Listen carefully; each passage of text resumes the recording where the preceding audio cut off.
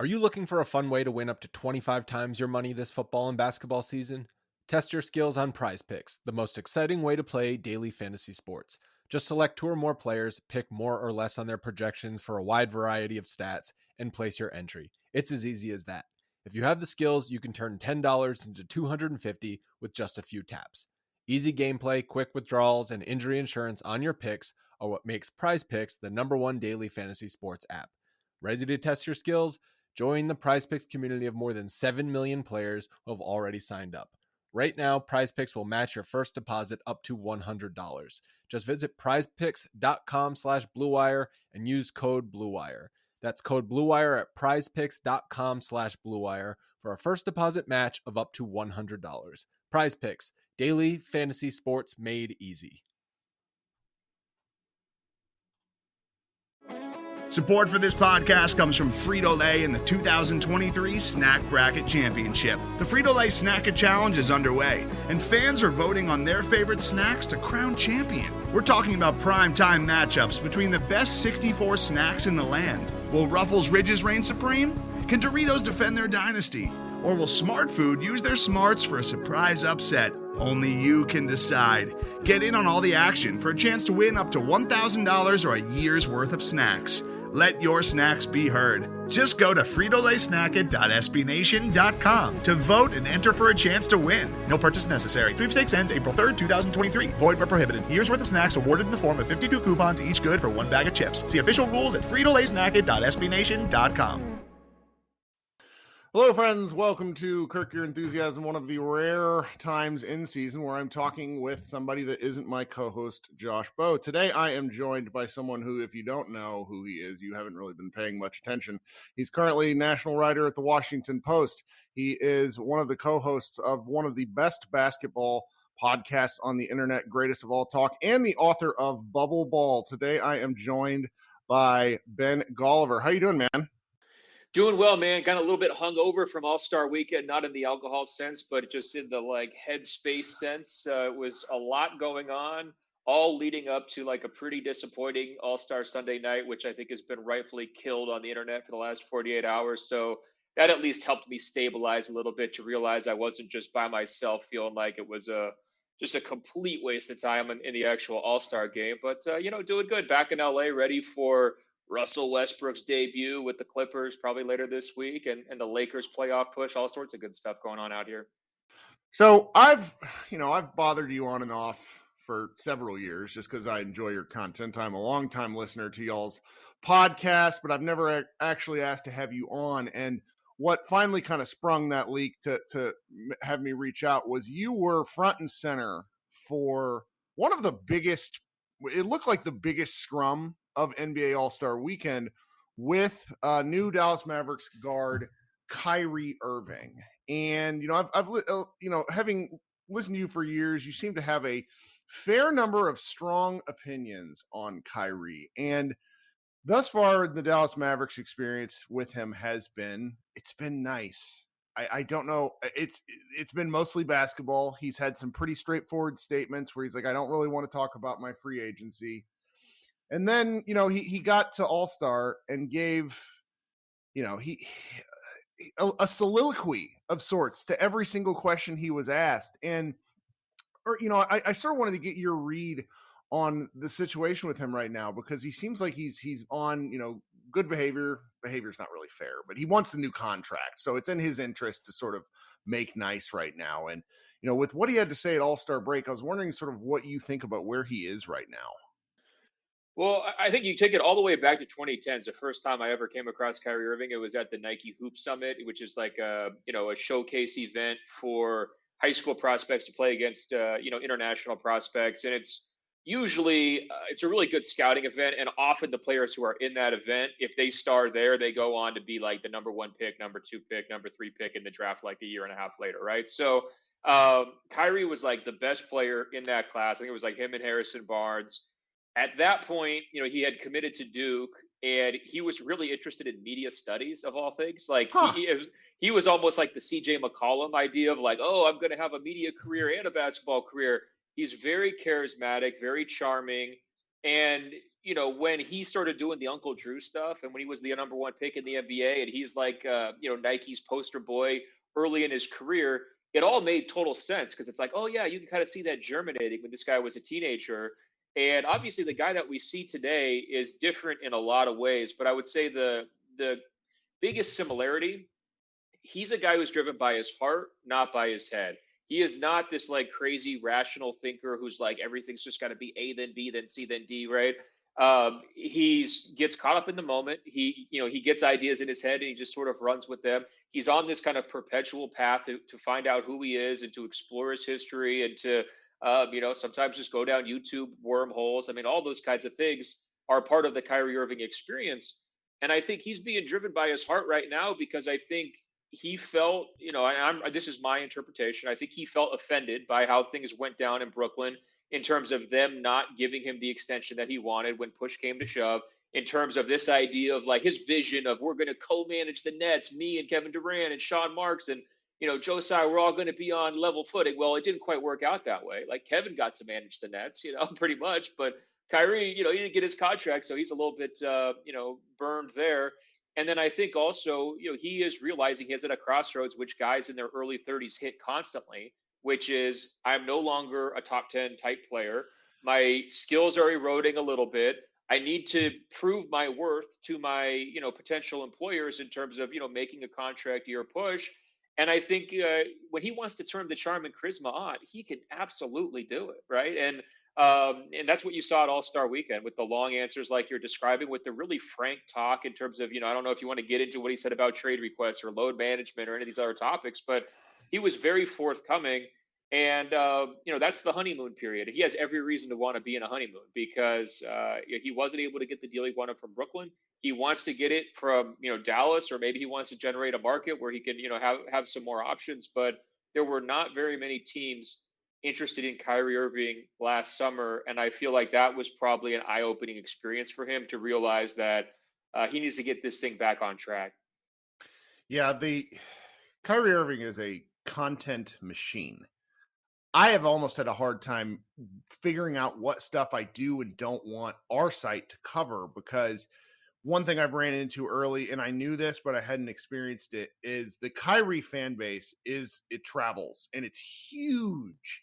And the people who love him absolutely love him. So it's been very interesting to cover him so far. I will say one thing you said sticks out to me, and it reminds me of something that Jonathan Tjarks told me a long time ago. He said, what these guys want in their 20s is so different than once they get a little further into their careers. And if there's one sense of Dallas Mavericks fans convincing themselves that it will work out this time, as opposed to the Nets, as opposed to the Celtics, as opposed to the Cavs, it has to be where he is in his career. And I'm really curious to see how all this plays out, because, there's already kind of I feel like it's a little bit of a wag the dog situation. There's this push, he's going to go to Los Angeles. And I am not really willing to even think about it yet, because there's still so much 20 something basketball games to be played and then the playoffs. And so I like the challenging part for me is the actual basketball when he plays is remarkable. He is a truly gifted and unique player, and I've never seen anybody like him in a Dallas Mavericks uniform. And it's a little bit frustrating that everything that comes with him often overshadows that. You know what I mean? Absolutely. Look, I mean, how many players in NBA history would be able to survive an anti-vaccination season-long drama and followed up by a months-long anti-Semitic controversy and still be able to be, traded, right? In any manner for positive value, right? I mean, that just kind of reinforces his on-court skills. If he didn't have the ability to impact games with his scoring ability, ball handling, distribution, those kinds of things, if he didn't have the ability to capture people's imaginations and get people excited and get them to believe in this idea of like, this all-star backcourt duo with Luka Doncic, he would have been kicked to the curb a long time ago because of the severity of these off-court situations, right? I mean, the easiest comparison to make is Myers Leonard to Kyrie Irving. And, it's like, okay, well, if you're Myers Leonard, you're out of the league for a year and a half, and people don't want to touch you, and you're persona non grata. If you're Kyrie Irving, well, okay, take 2 weeks off, come back, you'll be all right, and we'll see if we can keep things going, right? So, Yep. but it's not just his game. I think what you're talking about with the fans, it's the personality. It's kind of like the cult of personality. This idea that he's this non-traditional, superstar guy, that he's a thinker, that he's willing to kind of, communicate with people on all sorts of different levels and say things that other people might be thinking, but not, really be willing to say.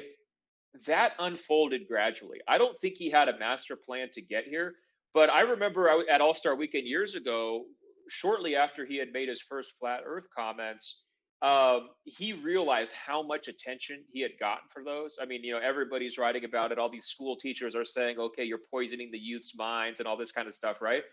This was the first time where he was a bigger deal in a certain way than LeBron. I mean, he had been in LeBron's shadow for the previous couple of years, right? When it's guys are always comparing each other. Nobody wants to be the little brother, really. Certainly Kyrie Irving left Cleveland because he wanted to have his own team and have that kind of stage for his career, right? And I think, he was, again, this is my personal opinion, it felt like he was a little bit intoxicated by the attention. And he was like, well, let's see if I could push this a little bit further. Let's see, if they'll just run with anything that I say. And he started spinning into this idea of what was almost like this media video game he was playing, where it's like, let's see, are all these pawns just going to go out there and, regurgitate whatever I say, no matter what? And he felt like he was trying to be the puppet master. And I think that kind of stuff is really what solidified his base, because I think there's a lot of people out there, we've seen this in politics as well, who just don't like the establishment, right? So they're always down for the anti-establishment person. There's other people who just don't like the media, so they're always down for the anti-media person, right? And, Kyrie Irving, when you really step back, he was the most conventional of stars ever. Number 1 pick, Duke University, father was a basketball player,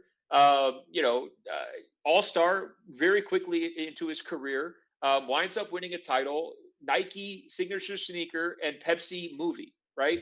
Isn't that the blueprint for any, if you had a 14-year-old cousin and, he was talented and you were trying to say here's your path, you're going to be the next one.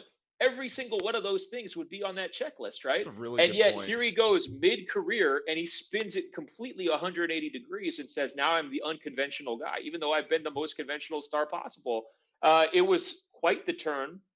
And I do think, like I said, it happened kind of gradually, step by step. I think he just got more and more interested into these conspiracy theories. He was getting the positive feedback from the base that he was kind of cultivating as this almost anti-hero personality. And he just kept running with it. And we've seen Kanye West, do some similar things. There's been other players who have been able to, really thrive financially with this kind of approach. And, it's been wild to see, because, the guy that we see now, he looks the same. In some ways, he talks the same. He communicates the same as that teenage guy. But he is speaking a completely different language than he did, when he first came into the NBA.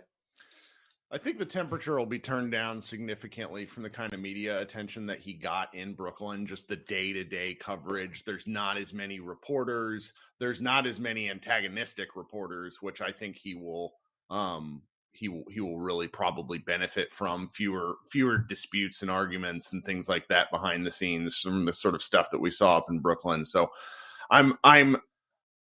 my friend Matt Moore makes fun of me because he's like, he said, it seems like you're turning into a Kyrie guy. And I'm just, thus far, the basketball element of it is very interesting to me. It's intoxicating. And that's the part that I'm interested in. That's the part that I want to spend most of my time thinking and talking about. The other stuff is not why we do this. It's media. You work for the Washington Post, obviously one of the flagship newspapers in the world, but still, you didn't get into sports journalism to cover a basketball player's anti-Semitic comments. You got into to talk basketball and the things that surround it. So I'm hopeful that the temperature turns around, but I'm also kind of bracing myself for things to get weird just because of what you said with he leads with his heart more than his head. So that allows for kind of the next thing that I wanted to touch base with you on is, so the Mavericks now have this interesting trio: Luka Doncic, Kyrie Irving, and head coach Jason Kidd. And I am very interested to sort of hear what you think about whether this can work or not with the three of them. Now, I loop Jason Kidd in because, as I've mentioned to you offline, I think one of the current Dallas Mavericks problems is that Kidd does not push Luka Doncic enough. And the Mavericks have sort of ceded a lot of things to Luka. And I'm curious as to your thoughts as to whether adding this sort of combustible but really fantastic basketball element in Kyrie can do to sort of change where the Mavericks have gotten, I don't want to say gotten stuck, because they got to the Western Conference Finals, but they're in this place where it feels like they're not moving in a direct, like they're not taking that next step. If anything, prior to this, it felt like they had taken a step back because of the loss of Jalen Brunson, et cetera. So I want to take a step back and first just say, like, you need to guard your heart. You need to guard your family's heart. Like, it's not going to work. Whatever you're envisioning, like thinking it's going to work, it's not going to work. Okay. You go back and look at every single stop since those 2016 playoffs, the end in Cleveland, the start of the Boston tenure, the downfall in Boston, the start of the Brooklyn tenure, the downfall in Brooklyn. Like, the track record to me is so consistent that, Kyrie Irving's natural talents, charisma, and ability far exceed his consistency and his impact when it comes to the playoffs. And he'll give you good moments. He'll give you great games. He'll give you highlights that will blow your mind. But when you're trying to say, hey, we want to put together a winning team, we've got 2 all-stars in our backcourt, we should win the West, build on last year's Western Conference Finals, and compete for a title this year, even in a best-case scenario, I can't see that happening. And then the longer he winds up staying, if you do sign up to that longer term contract, you start to sacrifice the leverage within that relationship between the team and the player. And that's where it's going to get dicey, because Kyrie's going to sort of do what he wants to do. He's taking time off for personal reasons, not really informed people. He's soured on coaches, very clearly. It's Steve Nash. There's been a long history of things where, he didn't exactly welcome James Harden perfectly. They got on the same page for a while on the court, but it didn't really feel like a personality match. Perhaps you blame the pandemic for that, but it just, Harden doesn't leave for no reason within a year, and I think, Kyrie had a role there. So I would just say, again, buyer beware here, keep your expectations modest, enjoy the basketball, because the basketball is going to be the fun part, and brace for God knows what else, could have possibly come up. I mean, imagine you're the Nets coming into this season.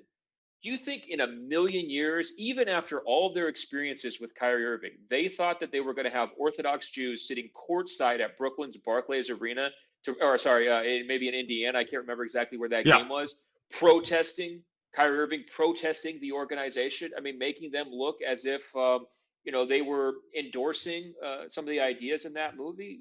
They could have never imagined that. And so that blindside feel, you sort of always have to be braced for that. But in terms of the trio of personalities you're describing, we're seeing a huge trend in the NBA towards placating superstars, keeping people happy, right? So look at Atlanta yesterday, fired Nate McMillan. Well, Nate McMillan's not, he's old school, right? So if Trae Young and DeJounte Murray aren't working, well, first of all, get rid of the old school GM, right? And bring in Landry Fields, who's a young GM, former player who's going to be able to talk the player's language, right? And then get rid of Nate McMillan. He's old school.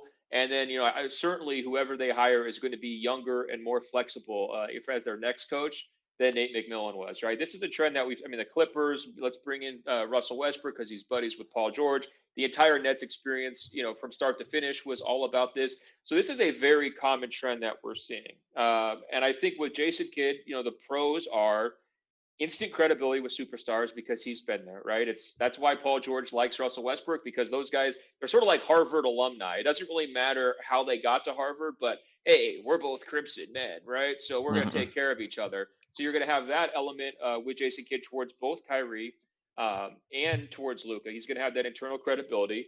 And then I think on the downside though, it's very tricky to manage that relationship. You have to be the good cop and the bad cop. And Steve Nash was completely unable to be the bad cop. He ceded all authority towards his star players. And when you're looking at the construction of the roster, it's like very hard for Jason Kidd to try to get on these guys and say, oh, you got to really play great defense. You got to, right, because half of them are really bad. Right? Who's good on defense in the team, right? So it's like not a single player. Yeah, so you could scream and rant and rave at halftime, but you're still dealing with Christian Wood, Luka, and Kyrie Irving on the defensive end, right? So what I sort of envision taking place in the short term, and I don't mean this as a pejorative, but it might sound that way, I think it's going to be a basketball carnival, man. I think they're just going to try to go out there and be more entertaining and more potent and more explosive offensively than whoever they play. And if it works, great. If it doesn't work, oh well, at least we had a good time. Engage the fans. At least we're not that team where Luka has no help, and the whole story is about Brunson leaving for nothing. So to me, they did a very effective job of changing the narrative of their franchise here by making this bet. But I don't actually think it made them all that much better in terms of improving their title odds.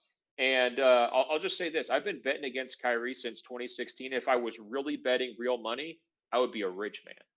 So that's part of the reason why I'm so confident, and I'm trying to urge caution on your behalf, because he has found a way to kind of just fall short in different places and with different teammates and with different situations very, very consistent. Yeah, he's played with some of the best basketball players of the era, and that it worked out once on a miraculous Game 7 shot. Today's episode is brought to you by Cars.com. With over 2 million vehicles and 50,000 more added every day, Cars.com will match you with the perfect car for you, your budget, your life, your style. And if you're ready to say goodbye to your current car, Cars.com will get you an instant offer to cash it in. Just start by entering your license plate and get matched with a local dealer who will write you the check. So whether you're looking to buy or sell, just go to Cars.com. It's magical. And it's not to take anything away from the moment, but that shot has bought 10 years of goodwill. And I understand why. It's one of the best shots in history. But he deserved it.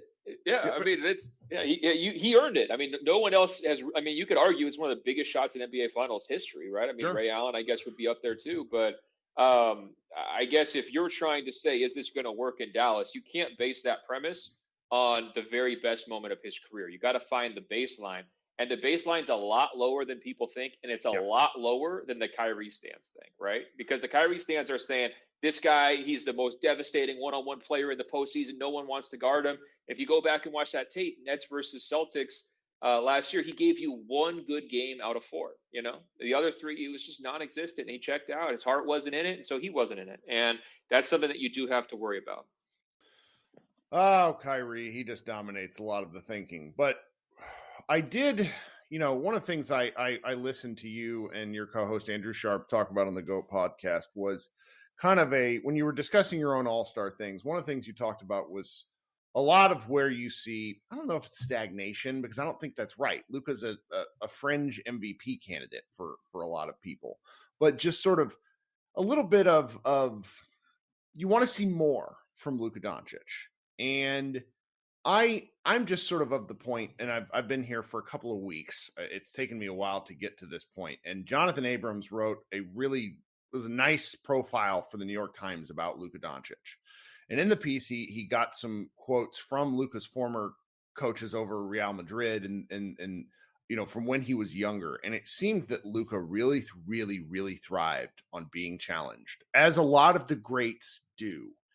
And I guess where I'm sort of confused about is how franchises, and the Mavericks in particular, because this is the Mavericks podcast, have gotten so concerned with upsetting their superstar that they don't push, because it's asking Luka to play a little bit better defense is just, I don't think it's asking too much. I also don't think it's something Luka's going to say no to. Do you know what I mean?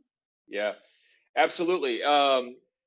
So I think, first of all, they were probably scared off by those visuals of Carlisle and Luka going at it in the postseason, right?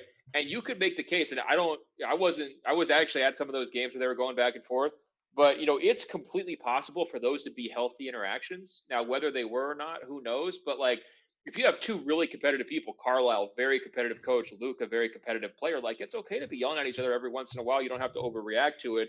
It seemed to me like there was an accumulation effect, and that's probably why they changed directions. But I think your point is it's difficult to imagine Kidd and Luka going after each other during a playoff game publicly, right? Where it's and that does feel like a little bit of a problem. You need somebody who's going to kind of hold them accountable and be tough.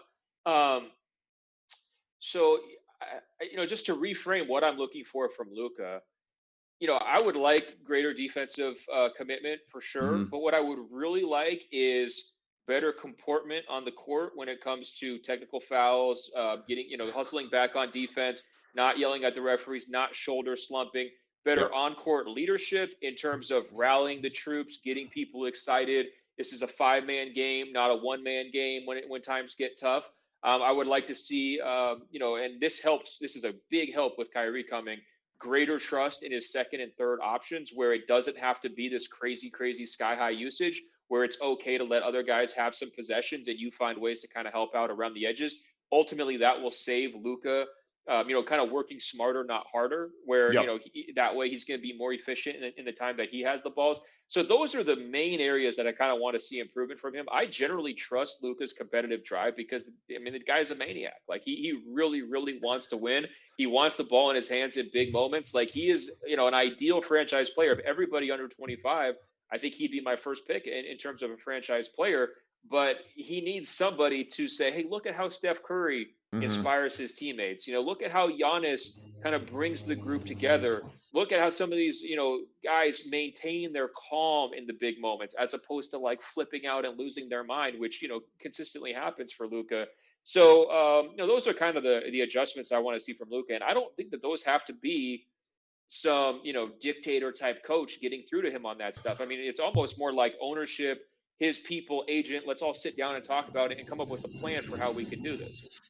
And this is sort of a thing for me personally, and I've experienced this in my day job. I'm a database manager. I've worked at a number of different companies, and one of the things that sort of drives me nuts is when people misunderstand that conflict is actually okay. It can be beneficial in certain situations, because particularly in competitive endeavors, because if you're not disagreeing now and again, then there's not necessarily some potential for growth and reframing of positions. And I think that Mark Cuban and sort of has this idea of the workplace where people need to be Mavs for life, and I think that can really work counter to the way sports works, because you build, like, teams rise and fall.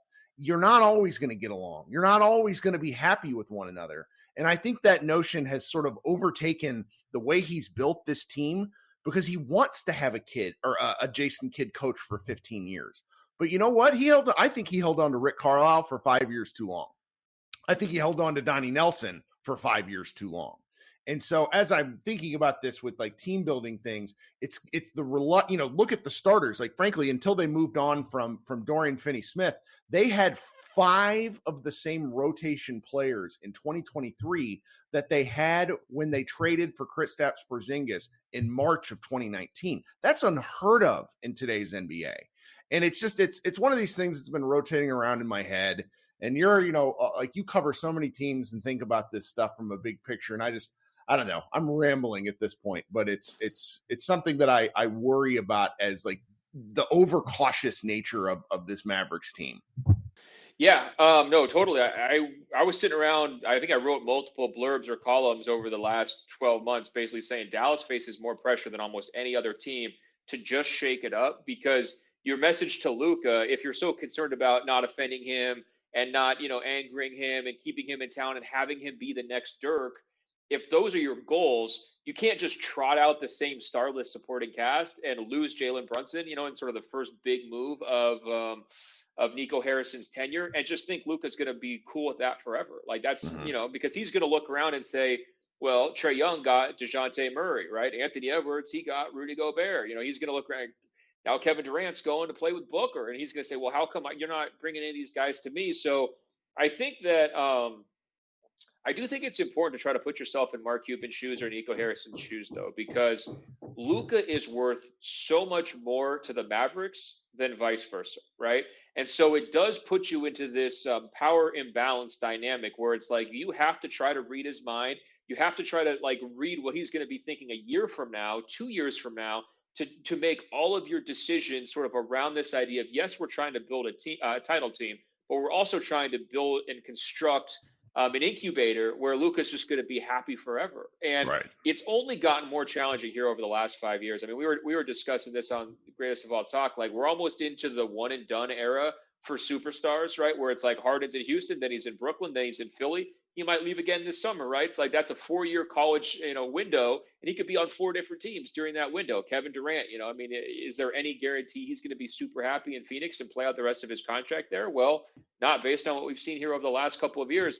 Could Kyrie go to the Lakers? It's not inconceivable, right? I mean, like, I think he would want the trade to Dallas because he felt like that's a place that he could play, for the foreseeable future. But crazier things have happened, right? So it's a really tough spot for modern executives and modern owners to be. And I do think that they tend to err on the side of, whatever the superstar wants, whatever we think the superstar might want, and that's going to eventually, potentially get you into some trouble. I think the most successful stars right now, Steph, Giannis, and you can even throw Tatum into this mix, are the guys who are like, look, let the GM do his job, let the owner do their job, let the coach do their job. I'm going to show up and be a basketball player, a leader in the locker room. I'm not going to try to play all these other games, and I'm going to trust that if we keep a good group together, we're going to be able to win big. And I think, for Dallas, the question to me is how many guys on this current roster would be capable of being a part of a title team? I'd be curious to hear what you have to say on that, because I think even after the trade, it's possible that you've still only got one, and it's Luka. It's really something. Team building has been my bugaboo. I wish I had a time machine to go back and remove Donnie Nelson from the Mavericks front office after they drafted Luka in 2018, because every move they've made since has not really worked out very well. And it's problems begetting problems, to where they just made a very risky trade using a 2029 first round pick to go ahead and do so. And if this trade doesn't work, there's a reasonable position to take that neither Luka Doncic, Nico Harrison, or Jason Kidd will be there when that pick comes to fruition. And that's just that. It's not frightening because it's so far away, but it's an uncomfortable position to be in. So, but that's why you see so many teams take on that discomfort, right? Mm-hmm. They're like, look, we could be screwed anyway 6 or 7 years from now. This guy just decides to leave, so we have to mortgage our entire future. That's true. I mean, really, look what Phoenix gave up for Kevin Durant. Kevin Durant hasn't had a healthy season since the 2019 finals, when he, basically ripped up his Achilles. He's played awesome when he's healthy, but he's in his mid-30s. Right. He didn't get out of the first round last year. He hasn't made the conference finals since 2019. And they just gave up their entire draft pick history, basically for the next almost decade, in terms of first round picks, and, a guy in Mikal Bridges who could be an all-star next year. Like, that's a serious, serious price. And so we're seeing an awful lot of mortgaging going on. And what's driving it is the influence of this very select superstar class and the paranoia about keeping those guys happy. Well, I've kept you longer than I intended to. I apologize for that, but this is outstanding stuff. If you guys don't subscribe to the GOAT podcast, I just have to make the recommendation to do that. While I'm here, I also may have to make the recommendation to actually just go buy the Stratechery bundle, which the GOAT podcast is now a part of in hilarious sense. I spelled out to the Mavs Moneyball staff just the myriad of podcasts that you get when subscribing to the Stratechery bundle. But GOAT is one of my staff's favorites. You and Andrew have great chemistry. I've never had Andrew on because he has mean things to say about Luka Doncic, and I don't want to get into an argument with him on the air. He has terrible Luka takes because he was a Ayton guy, and he won't ever back off. It's my favorite thing. So.